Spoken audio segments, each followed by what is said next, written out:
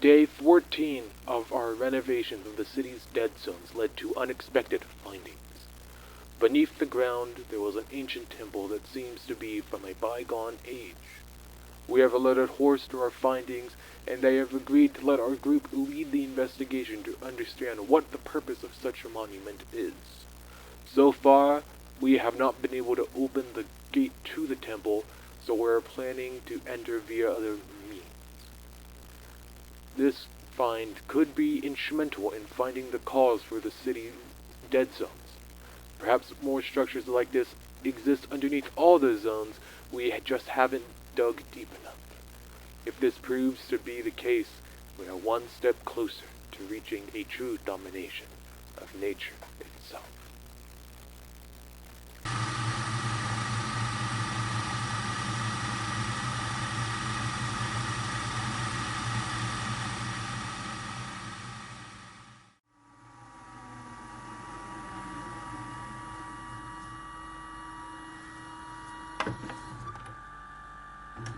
Day 18. As we progress further into the temple, it appears to have a strange property that distorts the space around it. The inside is far larger than the temple itself, and at the center of it lies a massive monument that pierces the ceiling and stretches downward infinitely. We have found many texts around in the local area, and so we have started to build a base around to further study and analyze the tower. However, while excavating the ground around the tower, those that have accidentally grazed its surface have started to hallucinate.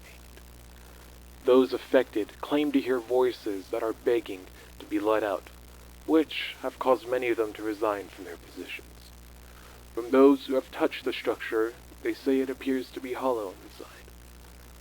When our electronics get too close, the device gets fried immediately. We can't even get a photograph of it before cameras start to smoke. Whatever the tower's purpose is for, we are almost certain it is the root cause for the failures to populate this area.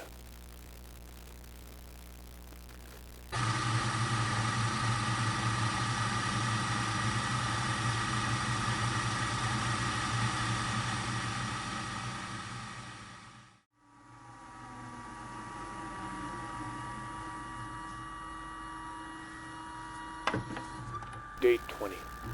We've discovered that our hybrid machinery doesn't immediately shut down, so we have converted more of our tools to hybrids to allow our further endeavors and destroy this damned tower. So far, our diggers haven't been able to scratch its matte black surface, nor has the explosive planted at its base caused any damage. It's been a massive headache for everyone involved. Some of the literature found here is written in a long-forgotten language that our linguistics efforts are tirelessly trying to decipher. So far, this project has been a series of ups and downs. We can only hope that something in these books can help us understand how to destroy it.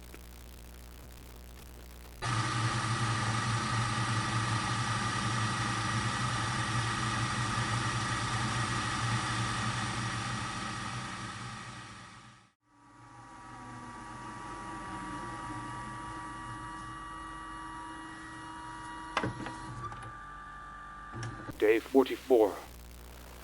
While documenting the objects around the temple, we've stumbled across a strange container. Its contents are currently unknown, but the boys think that they have a way to crack it open. One of the many books make reference to the container and a way to open it.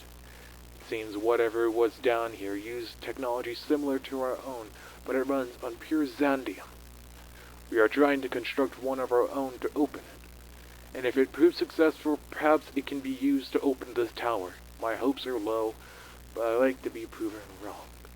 Meredith has been an instrumental part to our research. Without her and her team, we would have never discovered the meaning behind those pages. Together, we are one step closer to unraveling the secrets that were buried here.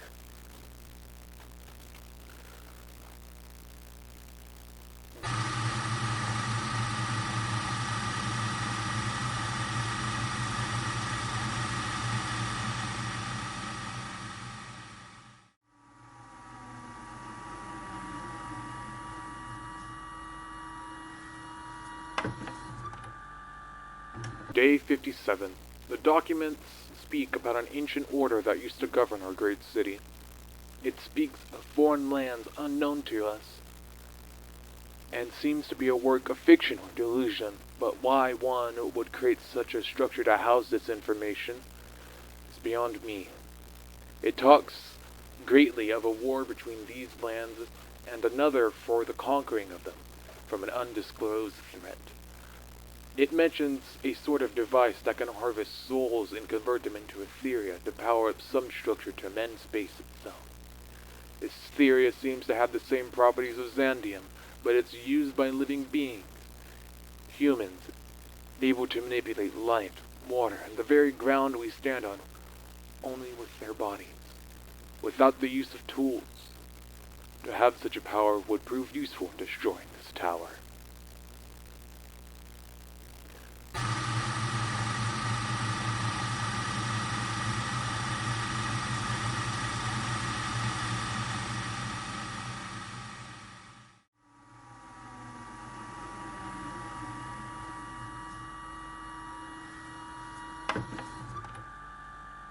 Day 60.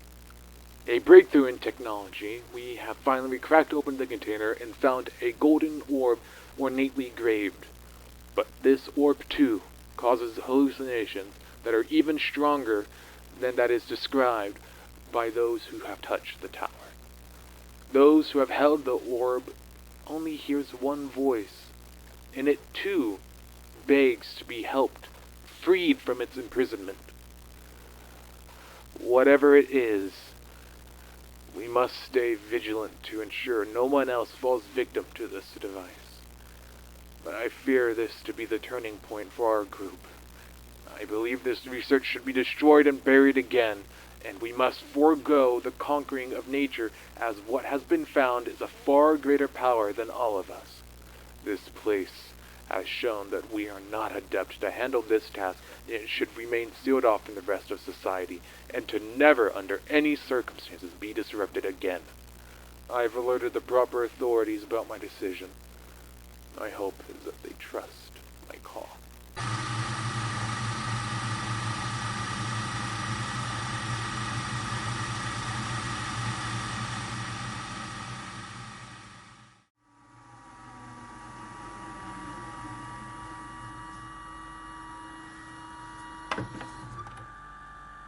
Day 65.